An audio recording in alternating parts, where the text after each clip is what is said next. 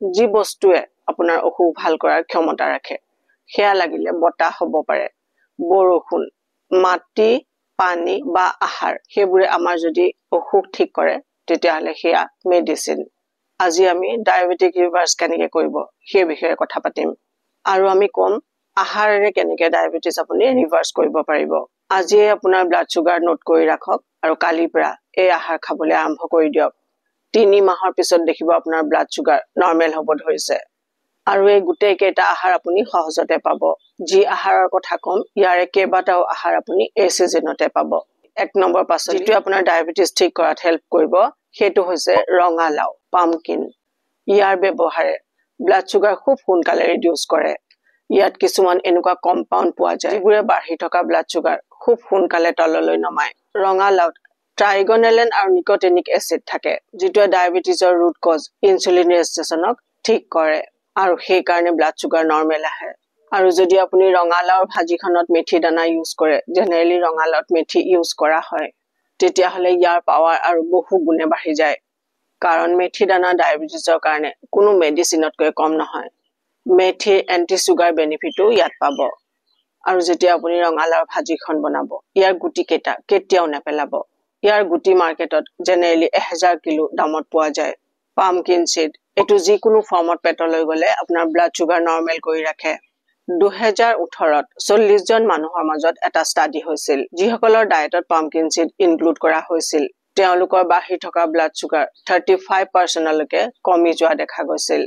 ইয়াত এনেকুৱা এন্টিঅক্সিডেন্ট থাকে যিটোৱে ব্লাড সুগাৰ বাঢ়িবলৈ নিদিয়ে 2 নম্বৰত এটো হাই কোৱালিটি ফেটৰ সোৰ্স ইয়াত থকা ফেটছে ব্লাড সুগাৰ নৰ্মেলাইজ কৰে নেক্সট ইয়াত ফাইবাৰ ভাল কোৱান্টিটিত আছে যেটো সেউজীয়া ৰঙালাও হেতু ব্লাড সুগাৰৰ কাৰণে আৰু বহু বেছি উপকাৰী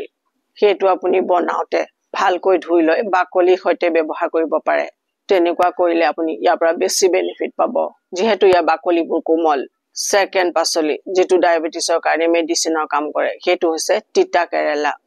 ইয়াত এনেকুৱা কম্পাউণ্ড থাকে যেটোৱে ইনসুলিন প্ৰডাকচন বঢ়ায় আয়ুৰ্বেদে বহুত বছৰ আগতেই কৈছে ডায়াবেটিস আৰু তিতা কেৰেলাৰ বিষয়ে আজিৰ মডাৰ্ন সায়েন্সেও কয় তিতা কেৰেলাই ব্লাড সুগাৰ কম কৰে তিতা কেৰেলাত এনেকুৱা কম্পাউণ্ড থাকে যাৰ কাৰণে ই প্যানক্ৰিয়াছ যেটো মেইন অৰ্গান যত ডায়াবেটিস এফেক্ট হয় তাৰ ফাংশনিং ইমপ্ৰুভ কৰে মডাৰ্ন সায়েন্সে এটো কয় যে তিতা কেৰেলাৰ ৰস প্যানক্ৰিয়াটিস কেন্সাৰৰ কাৰণেও এক এফেক্টিভ মেডিচিন তিতা কেৰেলাৰ জুস খোৱাটো বৰ সহজ নহয় হেতু আপোনালোক সকলোৱে জানে কিন্তু দুই ধৰণে আপুনি ইয়াৰ টেষ্টটো অলপ খাব পৰা কৰি ল'ব পাৰে তিতা কেৰেলাটো সৰুকৈ কাটি অকনমান এটুকুৰা আদা দি অকনমান পানী দি খুব ভালকৈ মিক্সিত ব্লেন্ড কৰি ল'ব আৰু সেকি লৈ তাৰ জুসখিনি উলিয়াই লওক তাত আধা টিস্পুন কলা নিমখ আৰু আধা নেমুৰ ৰস দি ভালকৈ মিহলাই লওক আৰু হেখিনি খাওক টেষ্টটো অলপ হলেও ভাল পাব ইয়াত কলা নিমখ আদা আৰু নেমুৰ ৰস মিহলোৱাৰ কাৰণে ইয়াৰ উপকাৰিতা আৰু বহু গুণে বাঢ়ি যায় আৰু এক ধৰণৰকে খাব পাৰে তিতা কেৰেলা আপুনি পানী লাওৰ লগত অকনমান পানী দি ভালকৈ ব্লেন্ডাৰত ভালকৈ ব্লেন্ড কৰি ল'ব পাৰে তাত আৰু কেইটামান বস্তু মিহলাওক অকনমান আদা অকনমান ভজা জিৰা নেমুৰ ৰস কলা নিমখ অকনমান হেবোৰ গোটেই বস্তুখিনি আপোনাৰ আন্দাজ মতে ল'ব আৰু যদি পাৰে কেইটামান পদিনা পাত এই গোটেইখিনি বস্তু দি ভালকৈ ব্লেন্ড কৰি এইখিনি বস্তু সেকি লওক এনেকৈ 2 মাহ খাই চাওক ইয়াৰ ৰিজাল্ট দেখি আপোনালোকে আচৰিত হৈ যাব এই জুসবোৰ খোৱাৰ বেষ্ট টাইম হৈছে ৰাতিপুৱা যেতিয়া আপুনি নাস্তা খাব তাৰ আধা ঘণ্টাৰ আগতে খাব পাৰে আৰু যদি ৰাতিপুৱা নাস্তা খোৱাৰ আগতে আপুনি খাব পৰা নাই বা নাখাই কিবা কাৰণে তেতিয়াহলে নাস্তা কৰাৰ 1 ঘণ্টাৰ পিছত খাওক ঠিক তেনেকৈ দুপৰীয়া আহাৰৰ পিছত খাওক 1 ঘণ্টাৰ পিছত নহলে দুপৰীয়া আহাৰ কৰাৰ আধা ঘণ্টাৰ আগত খাওক ৰাতি 6টা বজাৰ পিছত এই জুস নাখাব তেতিয়া আপুনি খুব ভাল বেনিফিট ইয়াৰ পৰা নাপাব নেক্সট আহাৰ নাটস আৰু সিডস কেতিয়াবা কিবা সৰুসুৰা বস্তু খাবলৈ মন গলে মেইন আহাৰৰ পিছত কেতিয়াবা আমাৰ কিবা কিবি খাবৰ মন যায় তেতিয়া আপোনালোকে কি খায় কমেন্টত জনাব সেই সময়ত আনহেলদি কিবা খোৱাতকৈ নাটস সিডস আৰু যদি ফ্ৰুটস খায় আপুনি হেলদি ফিল কৰিব আৰু আপোনাৰ ব্লাড সুগাৰো তললৈ আহিব আপুনি মাখানা খাব পাৰে অলপ ঘি লগত ৰোষ্ট কৰি বহুত ৰিসাৰ্চত মাখানাক ব্লাড সুগাৰ ৰিডিউস কৰাৰ কাৰণে টপ ফুড বুলি আইডেন্টিফাই কৰা হৈছে আৰু এটা ভাল অপচন আছে দুটা কলৰ লগত আপুনি 10টা কাজু খাব পাৰে এনেকুৱা কৰিলে আপোনাৰ পেটও ভৰিব আৰু আপোনাৰ ব্লাড সুগাৰো ৰাইজ নহয় হয়তো আপোনালোকৰ ডাঙৰ প্ৰশ্ন আহিছে কল আপুনি খজুৰ আৰু আমো খাব পাৰে এতিয়াও আকৌ আপোনালোকৰ প্ৰশ্ন আহিছে এটা বহুত ডাঙৰ মিসকনসেপশন যে আপুনি ডায়াবেটিছত ফ্ৰুটছ খাব নালাগে ফ্ৰুটছত ফলত যে মিঠা থাকে সেয়া নেচাৰেল দিয়া নেচাৰেল সুগাৰ এই নেচাৰেল সুগাৰ লগত ফলবোৰত এন্টিঅক্সিডেন্ট এনজাইম আৰু ফাইবাৰ ভৰাই দিছে সেইটো কাৰণে যেতিয়া আমি ফল খাওঁ তেতিয়া আমাৰ শৰীৰে সহজতে ইয়াক মেটাবলাইজ কৰি লয় আৰু ব্লাড সুগাৰ বাঢ়িব নিদিয়ে আমি নেচুৰোপেথি মানুহবোৰে কওঁ ফল খাওক ভালকে আৰু ব্লাড সুগাৰ আপোনাৰ নাইকিয়া কৰক মন কৰিবলগীয়া কথা ইয়াত কোৱা হৈছে যে কলৰ লগত কাজু খাওক কাজু হেলদি ফেটৰ খুব ভাল সোৰ্স আৰু হেলদি ফেটৰ প্ৰপাৰ্টিয়ে ব্লাড সুগাৰ ৰিডিউস কৰে আৰু যদি কলৰ কাৰণে আপোনাৰ ব্লাড সুগাৰ বাঢ়িব লাগিছিল কাজুৱে সেয়া বঢ়াব নিদিয়ে ঠিক তেনেকৈ আপুনি আপেলৰ লগত এমুঠি বাদাম খাব পাৰে পিনাট আপুনি ফল আৰু নাটস খাওক স্নেক্সৰ নিচিনাকৈ আপোনাৰ ব্লাড সুগাৰ নাবাঢ়ে কিন্তু কম নিশ্চয় হ'ব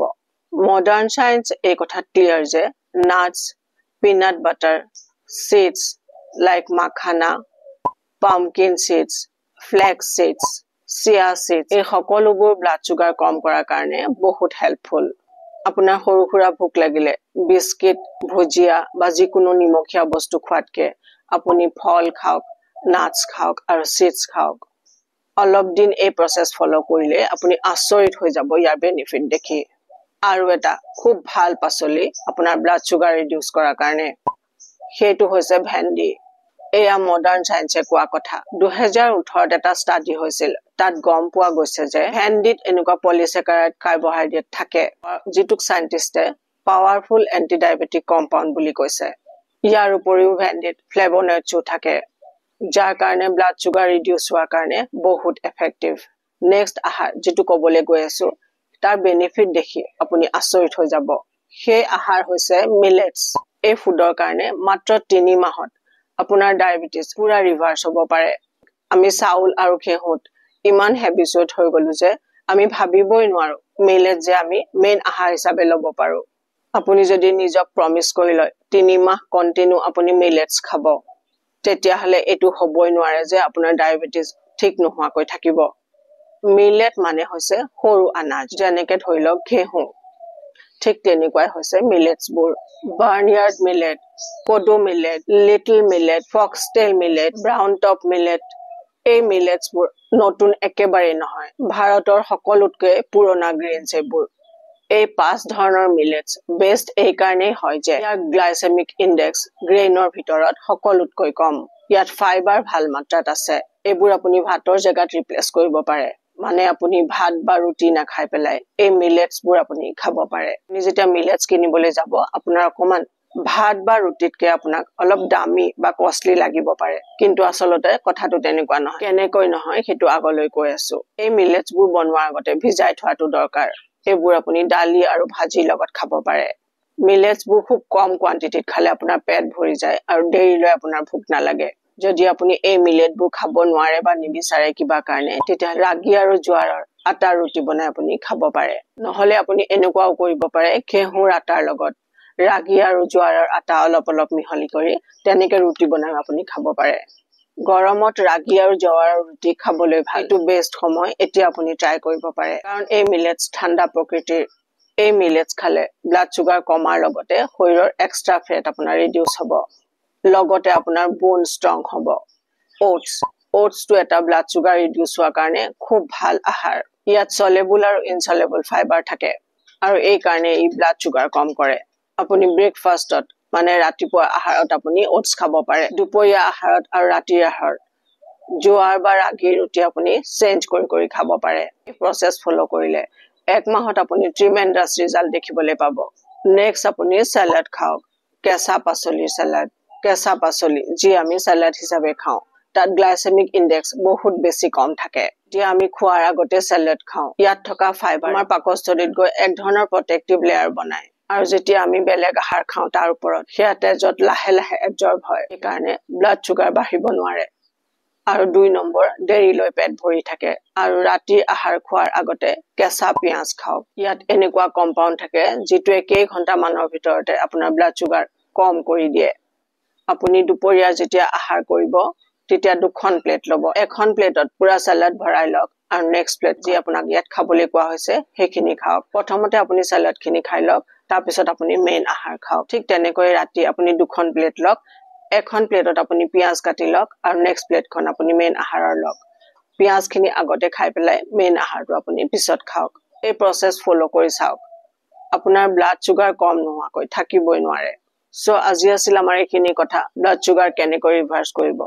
সকলোখিনি কথা খুব ভালকৈ ফলো কৰিলে আপুনি খুব ভাল ৰিজাল্ট ইয়াত দেখিবলৈ পাব সো ব্লাড সুগাৰ আজিকালি প্ৰতি ঘৰে ঘৰে আছে বুলি ক'লেও ভুল নহব ভিডিওটো সকলোলৈকে শেয়াৰ কৰিব